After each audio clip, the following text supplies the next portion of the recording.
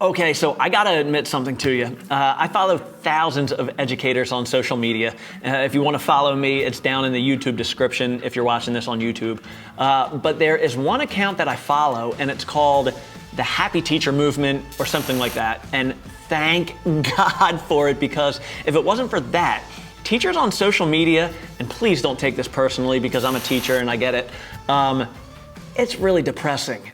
And I totally understand why. I get it, I swear. But the other day, it like really got me down, and I don't know if it gets you down. And I thought to myself, is it possible, besides the anomalies and the really great days and stuff like that, is it possible to stay positive in education? So the answer I came up with is yes. And here's how I think we can do it. Go ahead and hit that subscribe button below while we go ahead and play that bump video. Okay, so I think there are a million ways to be negative in education. Super easy stuff, right? Like pick one of 8 million things that are wrong with education or things that are easy to complain about. But how do great educators remain positive in education? And here's how I think the great ones do it. First, brainwash yourself. Okay, and so if you're like, I shouldn't have to do that to remain happy, I would challenge you by saying it's your responsibility to do whatever it takes to remain happy and positive. You owe it to your family, your friends, your students, and yourself.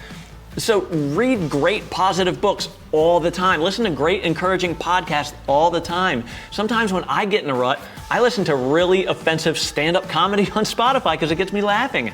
Don't be that person that like wallows in their sorrows or acts like they're an advocate when all they're really doing is boo-hooing publicly to a bunch of people that can't really solve the problem anyway. All that's doing is bringing you down and the people around you down too. And that brings me to point number 2. Do something about the thing that bothers you the most. And when I say do something, that doesn't mean like just complain about it publicly, right? Actually try to eliminate that issue from your life. Have a brave talk with your boss. Go to your school district with a proposal for change.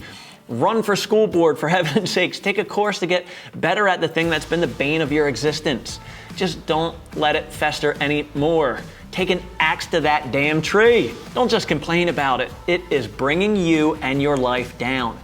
Finally, avoid the trolls. You know who I'm talking about, the people in your building that are having secret little whisper meetings and in the dark shadows of the school and in the break room and the lunch room and stuff like that. Avoid them at all costs. If you don't know who I'm talking about, it might be you.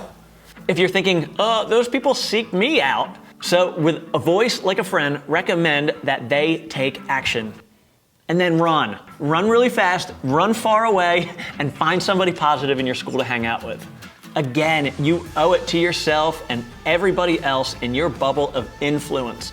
If you put it on your boss or your colleagues or your students or your family to keep you happy, it is not going to end well. This one's on you, teacher. But the good news, if you're asking if it's possible to be positive in education, I think the answer is yes. Working in schools can be the worst, but it doesn't have to be. I'm Jeff Becker. You're awesome. This is Beyond Academics. Go ahead and share this video with a teacher or educator that you care about. I'm moving on.